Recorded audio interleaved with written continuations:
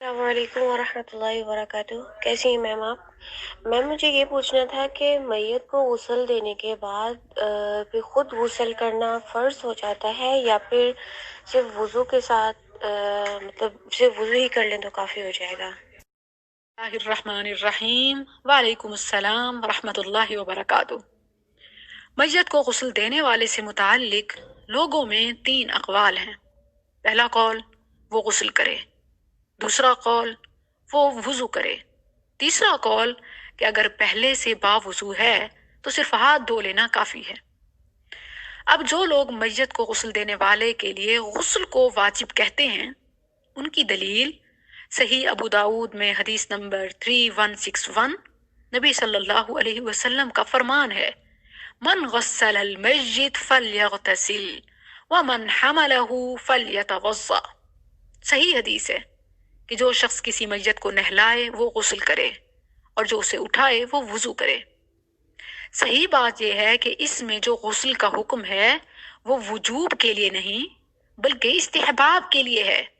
کہ غسل دینے والے کے لیے غسل کرنا افضل اور مستحب ہے، واجب نہیں ہے۔ اس کا غسل ٹوٹ نہیں جاتا، وہ ناپاک نہیں ہو جاتا، اور نہ ہی مسلم میت جو ہے وہ ناپاک ہے، جیسا کہ بے شمار صحیح آثار سے یہ بات ثابت ہے کہ صحابہ کرام نبی صلی اللہ علیہ وسلم کے اس فرمان کو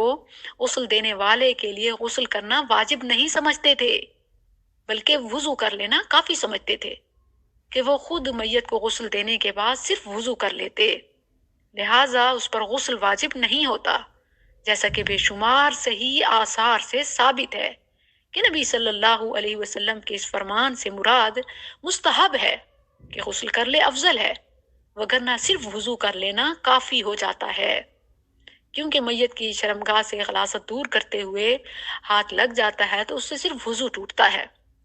اور اسی طرح آگے یہ فرمان نبی صلی اللہ علیہ وسلم کا کہ ومن حملہ فلیتوضا، جو میت کو کندھا دے اٹھائے وہ وضو کرے، تو ظاہر ہے کہ اس نے نماز جنازہ پڑھانی ہے، اور نماز جنازہ تو کیا کوئی بھی نماز بغیر وضو کے نہیں ہوتی، اسی لیے اس پر وضو واجب ہے کہ وضو ضرور کرے، کیونکہ اس نے نماز پڑھنی ہے، نماز جنازہ، اور اس کے لیے وضو شرط ہے، جیسا کہ صحیح الترغیب حدیث نمبر 203 نبی صلی اللہ علیہ وسلم کا فرمان، لا صلاة لمن لا وضوء له، جس کا وضو نہیں اس کی نماز نہیں، تو جس نے نماز جنازہ پڑھنی ہے اس پر وضو واجب ہے۔ البتہ میت کو غسل دینے والے کے لیے غسل کو واجب سمجھنے والے ایک اور دلیل بھی پیش کرتے ہیں صحیح ابو داود ہی کی، کہ ام المؤمنین عائشہ رضی اللہ عنہا سے مروی ہے ان النبی صلی اللہ علیہ وسلم کان یغتسل من 4 من الجنابہ ویوم الجمعہ ومن الحجامہ وغسل المسجد، کہ نبی صلی اللہ علیہ وسلم 4 باتوں سے غسل کیا کرتے تھے، جنابت سے، جمعہ کے روز، سنگی لگوا کر، اور میت کو غسل دے کر۔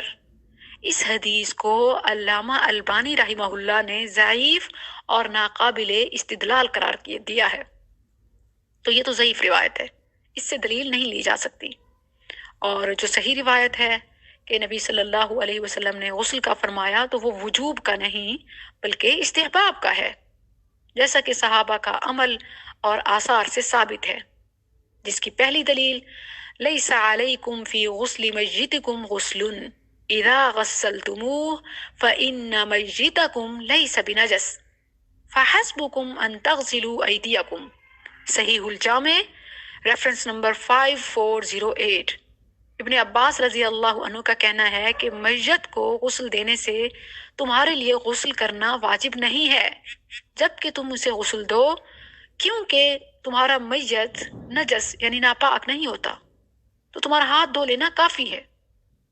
دوسرا اثر ابن عمر رضی اللہ عنہما سے ہے، کننا نغسل المیت فمنا من یغتسل ومنا من لا یغتسل، کہ ہم لوگ میت کو غسل دیتے تھے تو ہم میں سے بعض لوگ غسل کرتے اور بعض لوگ غسل نہیں کرتے تھے۔ اس طرح اسماء بنت عمیس رضی اللہ عنہا کہ جب انہوں نے اپنے شوہر ابو بکر صدیق رضی اللہ عنہ کو ان کی وفات پر غسل دیا تو انہوں نے مہاجرین سے پوچھا کہ سخت سردی ہے اور میں روزے سے ہوں، کیا مجھے غسل کرنا پڑے گا؟ تو صحابہ نے جواب دیا کہ نہیں، غسل کرنا واجب نہیں ہے۔ تو ان آثار کے سامنے یہ بات ثابت ہو جاتی ہے کہ میت کو غسل دینے والے کے حق میں غسل کرنا مستحب ہے. اگر وہ غسل نہیں کرتا تو کوئی حرج نہیں. یہی جمہور علماء اور محدثین کا موقف ہے. البتہ وضو کے حوالے سے شیخ ابن باز رحمہ اللہ نے ذکر کیا ہے کہ میت کو غسل دینے والا لازمی طور پر وضو ضرور کرے،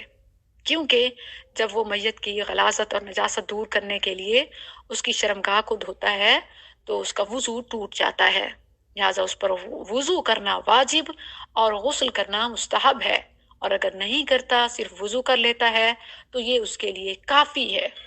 اب جو ہمارے ہاں کنسپٹ ہے کہ غسل دینے والا ہر حال میں غسل کرے،